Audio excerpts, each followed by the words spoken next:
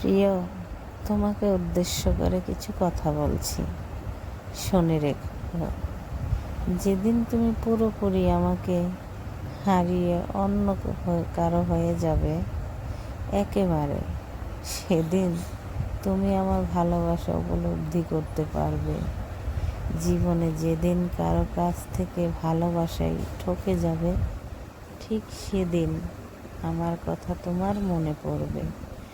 তোমাকে হারিয়ে ফেলার ভয়ে কান্না করার মুহূর্তগুলো তোমার চোখে ভাসতে থাকবে, কিন্তু হয়তো সেদিন তুমি আমাকে চাইলেও আমি তোমাকে ফিরিয়ে নেওয়ার মতো কোনো সুযোগই থাকবে না। আমি তোমার জন্য দোয়া করছি।